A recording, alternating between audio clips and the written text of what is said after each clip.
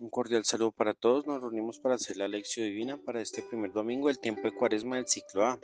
En el nombre del Padre, y del Hijo y del Espíritu Santo. Amén. Invoquemos al Espíritu Santo. Oh Espíritu Santo, amor del Padre y del Hijo, inspírame siempre lo que debo pensar, lo que debo decir, cómo debo decirlo, lo que debo callar, cómo debo actuar, lo que debo hacer para la gloria de Dios, bien de las almas y mi propia santificación. Espíritu Santo, dame agudeza para entender, capacidad para retener, método y facultad para aprender, sutileza para interpretar, gracia y eficacia para hablar. Dame acierto al empezar, dirección al progresar y perfección al acabar. Amén. Iniciamos con el primer paso, que es la lectura, la cual tomamos del Evangelio según San Mateo capítulo 4 versículos del 1 al 11. Entonces Jesús fue llevado por el Espíritu al desierto para ser tentado por el diablo, y después de hacer un ayuno de 40 días y 40 noches, al fin sintió hambre. Y acercándose el tentador, le dijo: Si eres hijo de Dios, di que estas piedras se conviertan en panes. Mas él respondió: Está escrito, no solo de pan vive el hombre, sino de toda palabra que sale de la boca de Dios. Entonces el diablo lo lleva consigo a la ciudad santa, le pone sobre el alero del templo y le dice: Si eres hijo de Dios, tírate abajo, porque está escrito, a sus ángeles te encomendará y en sus manos te llevarán, para que no tropiece tu pie en piedra alguna. Jesús le dijo: También está escrito, no tentarás al Señor tu Dios. Todavía le lleva consigo el diablo a un monte muy alto, le muestra todos los reinos del mundo y su gloria y le dice: Todo esto te daré si postrándote me adoras. Dícele entonces Jesús: Apártate, Satanás, porque está escrito, al Señor tu Dios adorarás y solo a él darás culto. Entonces el diablo le deja, y he aquí que se acercaron unos ángeles y le servían. Continuamos con el segundo paso, que es la meditación. Este año estamos en el ciclo A, que corresponde al evangelista San Mateo. Para poder conocer a profundidad este relato, es importante hacer una lectura previa del texto del Deuteronomio capítulo 8 versículos del 1 al 6, donde se hace un énfasis para Israel: recordar el camino por el que los hizo pasar Dios por 40 años para humillar, probar el corazón, conocer lo que hay en el corazón. La finalidad de esta experiencia del desierto es guardar o no los mandamientos, examinar al pueblo si puede cultivarlos o si se alejan de Dios. También se afirma una gran verdad: el hombre vive de todo lo que sale de la boca de Yahvé, pues de la boca de Dios sale la palabra, y la palabra crea, da vida. Así se constata una gran evidencia. En todo el desierto no se gastó el vestido ni se hincharon los pies de quienes hicieron el recorrido. Este es el contexto judío bíblico para entender las tentaciones, pues Jesús se presenta como Hijo de Dios, no en su naturaleza divina, sino como imagen del nuevo Israel, que sí va a superar la prueba para la verdadera libertad en Dios. Ahora, si nos remitimos al contexto de la escritura del Evangelio, hay una posible explicación mateana de las tentaciones de Jesús a los judíos, que son las faltas contra el amor a Dios. Amar a Dios con el corazón. ¿De qué se alimenta tu interior? Amar a Dios con el alma. ¿Cómo cuidas tu cuerpo? ¿Hay egoísmo protector o donación hasta el martirio? Amar a Dios con todas las fuerzas. ¿Confías en Dios o en los bienes que crees tener? Por ello Jesús se presenta como la imagen del amor perfecto a Dios. Además, hay que aclarar una realidad escritural. La palabra de Dios no fue escrita como una crónica, es decir, no es una narración de sucesos que pasaron uno tras otro, no. La palabra de Dios es una narración catequética que parte de eventos o realidades presentes en Jesús, pero que se expresan con un lenguaje simbólico para llevar al creyente a la adhesión a la fe. En ese orden de ideas, el relato de las tentaciones de Jesús no sucedió en el día 40 de Jesús en el desierto.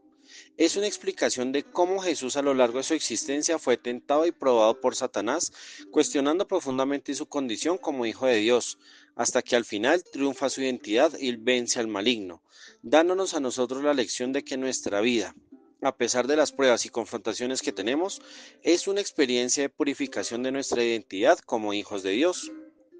Teniendo este panorama como trasfondo, vamos a detallar los elementos que Dios hoy utiliza para comunicarnos un mensaje en este tiempo de reflexión, meditación y conversión, como lo es la Cuaresma. Iniciamos con el Espíritu. El Espíritu conduce a Jesús porque es una realidad que únicamente se hace presente en quienes tienen la misión de guiar al pueblo en nombre de Dios. Jesús recibe así el mandato para tener la sabiduría e inteligencia de Salomón, la prudencia y fortaleza de David, el entendimiento y temor de Dios como los patriarcas, y la piedad como expresión del amor puro a Dios como Moisés, que hablaba cara a cara con Dios. En ellos hay una dinámica particular. Recibieron el poder y los dones del Espíritu, pero fracasaron en una debilidad humana. En cambio, Jesús en las tentaciones va a demostrar la eficacia del poder del Espíritu y su actuación al vencer plenamente cada tentación. Hay un detalle que no puede pasar desapercibido, el cual es el verbo que hace el Espíritu con Jesús, anago, que en griego quiere decir zarpar, montar en la barca. Este verbo se usaba con frecuencia en contextos marítimos o de navegación, como cuando los pasajeros abordan un yate, una lancha, un barco, un crucero, o cuando se deposita el equipaje en los barcos. Es el Espíritu quien lo lleva en su regazo. No es como pareciera o como de pronto dicen algunas traducciones que el Espíritu impulsó y empujó a Jesús lanzándolo solo al desierto. No, es la imagen que muestra al Espíritu como el barco y el piloto de la vida de Jesús, llevando y acompañándolo a lo largo de su vida. Este es un primer llamado para nosotros los creyentes. Yo siento que me carga el Espíritu, me dejo llevar por él, confío en sus brazos de amor. ¿O de qué depende mi vida? ¿De mis bienes, títulos, experiencia, posesiones, conocimientos? En la tentación se descubre una gran verdad.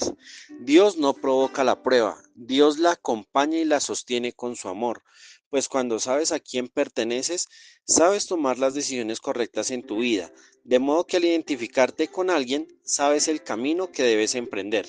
En este caso, si sabes que perteneces a Dios, todo lo que digas o dejes de decir, todo lo que hagas o dejes de hacer, lo decidirás porque sabes que hay un Padre que te espera, te ama y confía en ti. Pero si tú perteneces a las necesidades biológicas, tus decisiones serán temporales pero ineficaces. Si perteneces a los bienes y posesiones, tu vida no tendrá sentido. Y si tu vida se reduce a lo emocional, tu vida no tiene fundamento ni raíces. Continuamos con la experiencia del desierto. Jesús durante toda su vida hizo un éxodo al Padre, un abandono en sus manos. Él hizo la experiencia que el pueblo de Israel pasó desde el Jordán, la tierra pagana, hasta llegar a la ciudad santa y allí donar su vida como rescate para hacernos libres. En el desierto no hay ninguna seguridad, no hay certezas, no se puede tener ni cargar reservas de nada. En el desierto se descubre lo que se es y lo que no se es. En el desierto de nada valen los títulos, las posesiones, la compañía. En el desierto se purifica la conciencia, se examina el corazón, se organizan las prioridades, se clarifican los pensamientos, se cuida el cuerpo, se reconoce lo que es esencial para vivir. Hoy estamos llamados a esta experiencia del desierto con Jesús para reorientar y discernir del mejor modo nuestra vida, abrigados por el Espíritu. Hay un verbo que aparece en griego, peirazo, que significa examinar, escudriñar. Jesús está en el desierto para un examen. Examen etimológicamente significa ajustar la aguja de la balanza para que el peso sea preciso. Jesús va al desierto por el Espíritu para determinar si él tiene la capacidad de sopesar, poner en la balanza lo que él es, lo que el Padre quiere que sea y cómo el tentador lo prueba para desajustar su peso. Por eso en el desierto se busca discernir las prioridades. ¿Tú sabes qué es realmente lo prioritario en tu vida? ¿Tienes clara la medida de tu balanza o eso depende de tu estado emocional, de tu condición económica o de lo que crees que es tuyo? Quien hace la prueba es el diablo.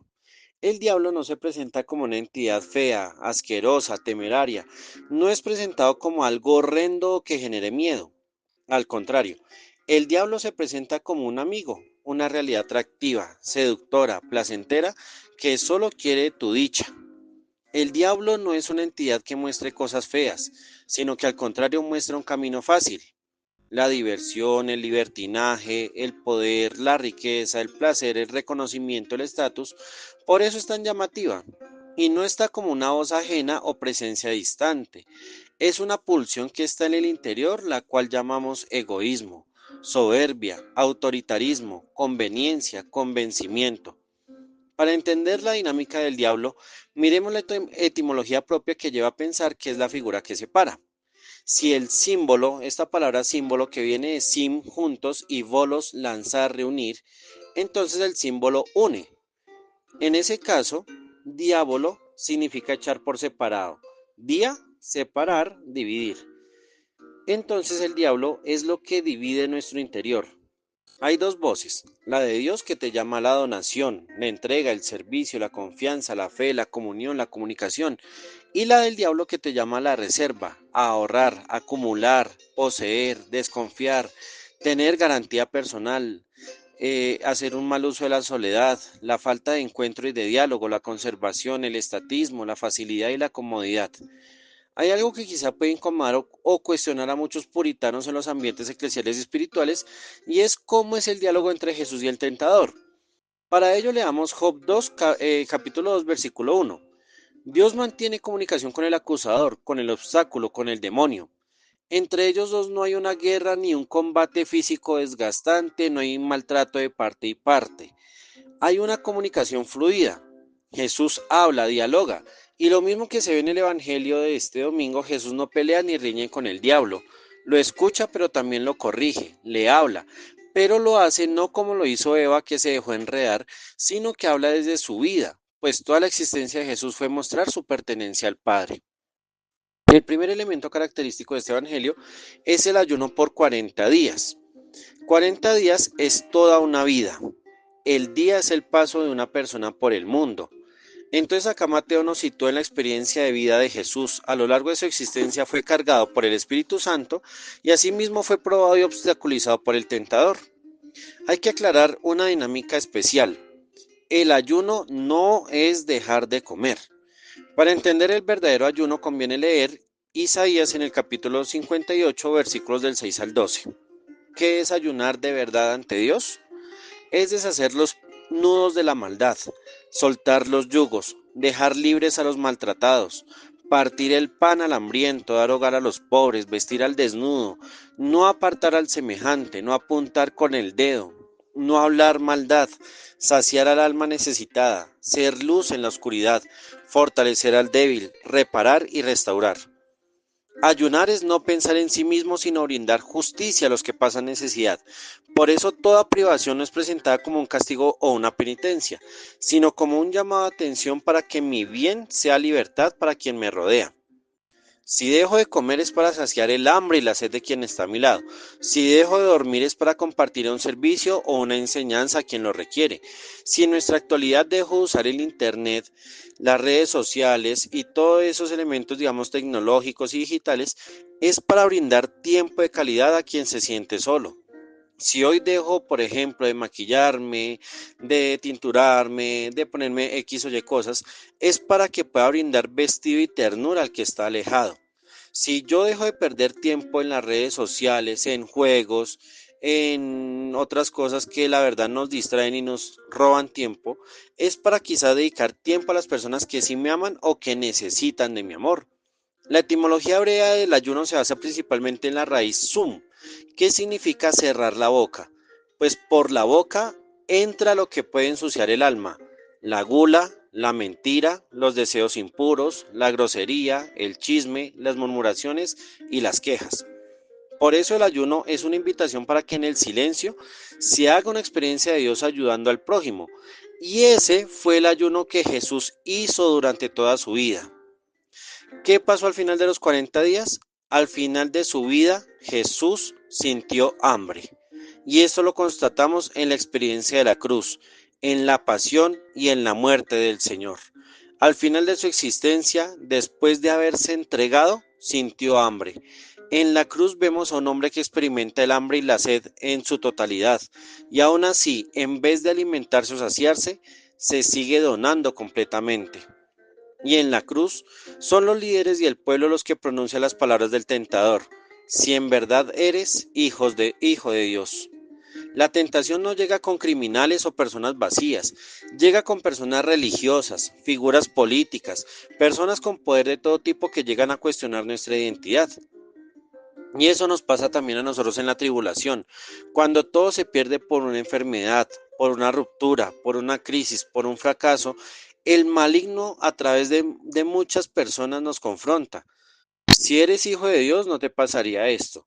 Si Dios te amara, no te dejaría sufrir. Si Dios te eligiera, no pasarías por este momento. Si Dios te quisiera, no te mandaría esta enfermedad. Si Dios te quisiera, no estarías desempleado. Y así muchas veces tenemos esos cuestionamientos. Ahí está la primera tentación. Si eres hijo de Dios, El tentador siempre cuestiona y pone a prueba nuestra identidad. Y lo más interesante es que Jesús en ninguna afirmó, sí, yo soy el Hijo de Dios. No, Él lo hizo a través de sus obras y sus gestos. Lo mismo que ocurre en nosotros. En vez de decir o publicar que somos católicos, que creemos en Dios, que publicamos cierta lectura bíblica o una imagen piadosa, eso no nos garantiza ser hijo de Dios. Eso lo demuestran nuestras palabras, nuestra coherencia, nuestras obras. El tentador dice, di que estas piedras se conviertan en panes. No es lo que habitualmente se dice que es el hambre y el pan material. Esto tiene un contexto judío muy interesante. La ley de Dios se escribió en piedras y la ley es lo que sale de la boca de Dios, como el maná, que fue el pan que alimentó al pueblo en el desierto. Entonces, las piedras en el desierto son el símbolo de memoria. Acá estuvo presente Dios. La piedra en el desierto es símbolo de poder porque es una defensa contra las fieras que están habitualmente en el desierto. Pero también la piedra es el símbolo de la comunicación con Dios, pues a través de las piedras se escribió la ley, se escribieron los mandamientos, el decálogo. La lógica del tentador es evidente. Si Dios transformó las piedras en pan, es decir, si Dios al dar la ley al pueblo y alimentarlo, ¿no será posible que te alimentes de una nueva ley? Aquí es donde está la clave de interpretación de esta primera tentación.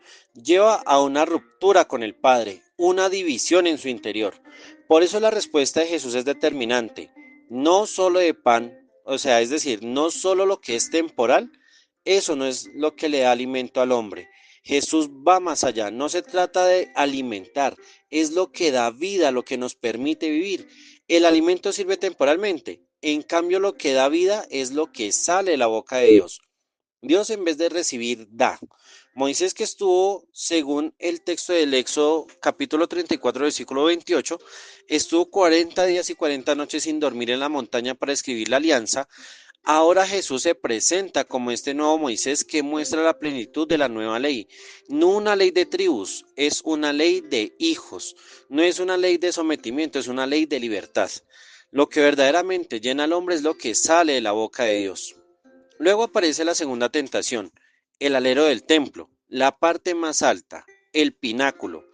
Es el símbolo de las estructuras religiosas. Están en la ciudad santa, no dice que sea Jerusalén. Se deduce que es Jerusalén por la referencia etimológica, la ciudad de la santa paz. Es el lugar más cercano al cielo. La vista es diferente. Es la habitación de Dios en medio de la humanidad. Ahí el demonio hace una citación del Salmo 91, una fe vacía que se queda en una acción milagrosa. A sus ángeles dará órdenes para que te guarden en tus caminos, te llevarán en sus manos para que en piedra no tropiece tu pie. La fe en Dios no depende de los peligros que él evite, sino de su presencia, ya que el Salmo en su contexto, cuando lo miramos en su totalidad, dice algo muy especial y muy llamativo. Yo creo que esa voz nos puede servir a nosotros hoy en nuestra vida. Me llamará y le responderé. Estaré a su lado en la desgracia. Dios no nos evita el dolor, nos acompaña, sufre con nosotros. Él da la salvación y la honra. Ahí es donde está el verdadero milagro. Dios no te quita la enfermedad, es ser capaces de reconocerlo en las lágrimas cuando llegan tus dolores. Dios no te elimina las injusticias, te acompaña para discernir las decisiones que debes tomar. El milagro no está en que vuelva X o Y persona, está en que seas capaz de hablar con Él para saber a quién conviene tener y a quién no en tu propia vida. La respuesta de Jesús es contundente: no tentarás al Señor tu Dios. Jesús cita el Deuteronomio capítulo 6 versículo 14 en adelante.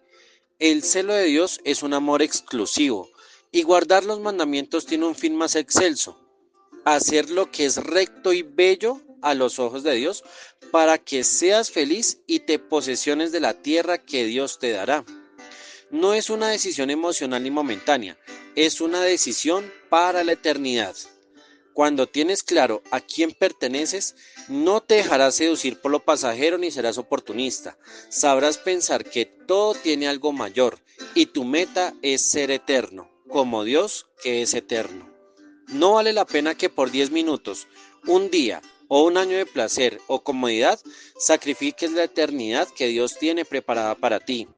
El tentador te quiere capturar en el tiempo y el espacio, haciéndote olvidar que Dios fue quien te regaló el tiempo y el espacio para que llegues a la eternidad. Por último aparece la tercera tentación.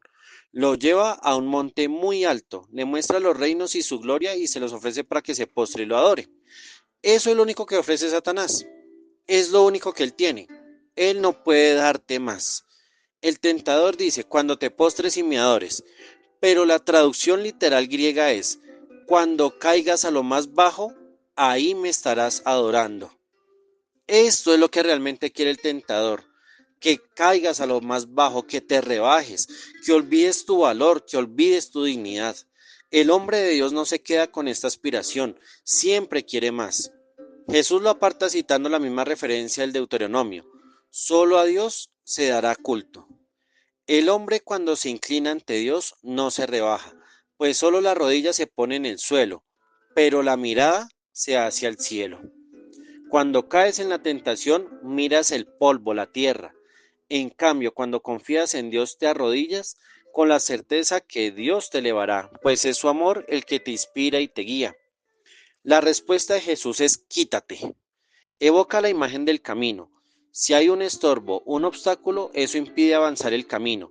Por eso ordena quitarlo, deshacerlo. Solo a Dios se le hace un latreúo, es decir, un servicio activo. No es mera estaticidad ni quietud, es servicio en movimiento como los sacerdotes sacrificiales. A Dios se le da culto y se le adora sirviéndole como ofrenda. Mientras el diablo quiere que recibas, Dios quiere que te entregues, que te dones, que sirvas a los demás. Cuando el diablo se va, los ángeles vienen a servirle a Jesús. Ahora se encuentra la experiencia de los verdaderos mensajeros, los ángeles de Dios. Son aquellos hombres y mujeres que acompañan y esperan que pase la confrontación para dar ánimo, servir de consuelo, ser esperanza, ser ayuda. El verbo que aparece es muy bello y especial, diaconía. Estos ángeles estaban diaconizando, podríamos decirlo así en una traducción más o menos para que se entienda en nuestra lengua castellana. Esto es el servicio comunitario, la atención a los más frágiles. Y en estos ángeles que consuelan a Jesús, vemos la presencia espiritual y corporal de aquellos que con sus oraciones, su cariño y compañía nos asisten. Y la invitación en Mateo es excepcional. Lo que haces en el templo a Dios debe extenderse en la caridad a los hermanos. Jesús al terminar las tentaciones demuestra la unidad de su ser y su conciencia como hijo de Dios. Es posible amar a Dios desde la confianza para que su palabra llene nuestro interior.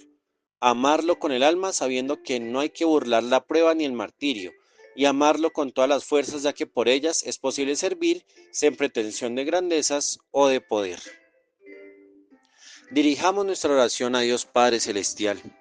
Padre misericordioso, hoy al recordar las tentaciones de tu Hijo, más que ver la presencia del tentador, estamos llamados a reconocer la fuerza con la que nos amas, un amor que nos da plenitud en el interior con la palabra de tu boca, un amor que nos llama a confiar en la adversidad y un amor que espera en nosotros una respuesta desde el servicio y la oración. Permítenos sentir cómo tu espíritu nos carga y ayúdanos a vencer al maligno con la fuerza de tu amor. Amén. Contemplemos este Evangelio. Cierra tus ojos y vuelve a la escena del Evangelio. Mira a Jesús sostenido por el Espíritu. ¿Cómo sientes en tu vida su presencia?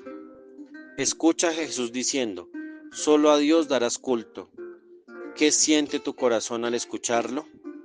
Escucha el texto que dice los ángeles le servían. ¿Cómo te dispones a vivir de ahora en adelante? Asumamos nuestro compromiso de vida por medio de la acción. Acción desde Jesús. Llenarme de su Espíritu Santo. Acción con Jesús.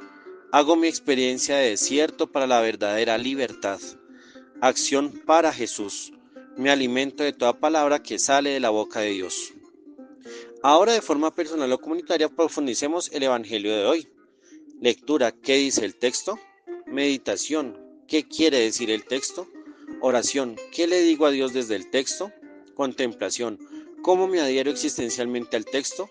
Acción, ¿qué debo hacer según lo encontrado en el texto? Aprovechemos esta forma de orar para profundizar y escudriñar lo que Dios nos quiere decir en el hoy de nuestra fe. Conectémonos con su amor y vivamos con autenticidad lo que hemos recibido. Culminemos la lección por medio de la Santísima Virgen María. Salve Reina de los cielos y Señora de los ángeles, salve raíz, salve puerta que dio paso a nuestra luz. Alégrate Virgen gloriosa entre todas la más bella. Salve agraciada doncella, ruega a Cristo por nosotros. Amén. Que el Señor nos bendiga y nos acompañe siempre en el nombre del Padre, y del Hijo y del Espíritu Santo. Amén.